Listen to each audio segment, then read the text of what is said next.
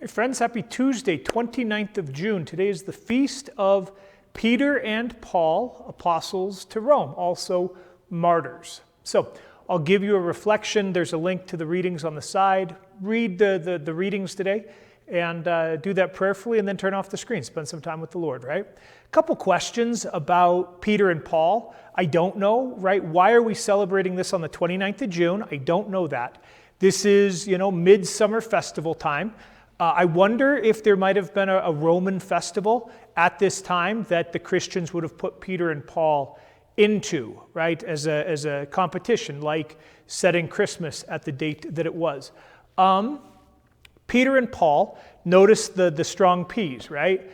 The founders of the city of Rome, the pagan city of Rome, right? Romulus and Remus, the two brothers. And so the double R, right? Now here, Peter and Paul. The founders of Christian Rome would be kind of how that is seen.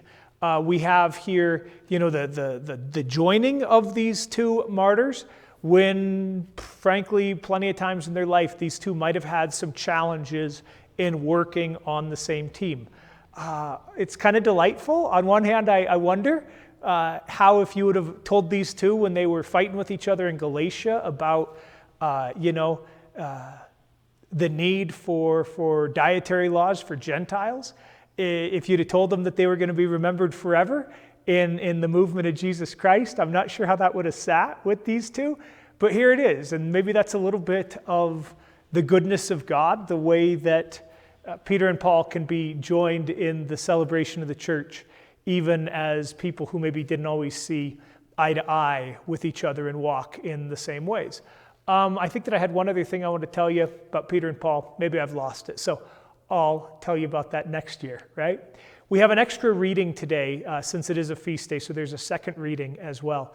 And that and the gospel are a bit of what drew my attention today. Now, neither Peter nor Paul's death is recorded in the scriptures, so we don't have that here. Tradition holds that Peter was crucified upside down as a way of offering his life in humility, not wanting to die like Jesus.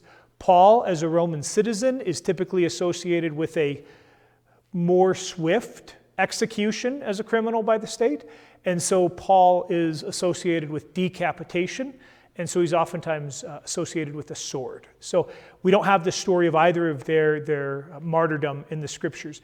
What draws my attention to the second reading, Paul's second letter to Timothy, is this idea of being poured out like an offering. And later on in the 4th century, some of the theologians, after the age of martyrdom, some of the theologians would talk about red martyrdom, the giving of blood, but then white martyrdom, the giving of a life, and talk about how each of these are valuable witnesses to the Lord. And the idea of Paul giving his life, pouring it out. And you think about the language of the institution narrative that we use of, the blood of Christ being poured out like wine. That's one of the ways that we might participate in the Eucharistic liturgy over the course of our life, is to pour our lives out in love, in service, in care for ourselves, for others, for creation, to pour ourselves out in love and in prayer. So the question to simply ask today, what are the commitments that I'm making? What are the ways that I pour myself out? And to just offer that to God.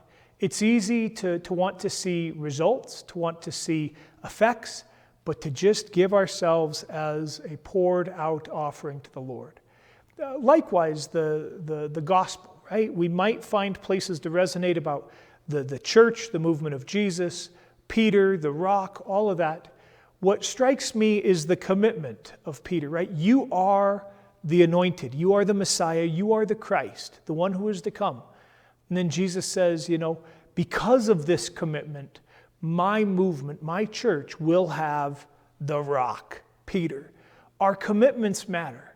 What are the commitments that we've made in our lives? Commitments to family, commitments to marriage, commitments to church, commitments to community, commitments in large ways and in small. How are those calling us out of ourselves in these days?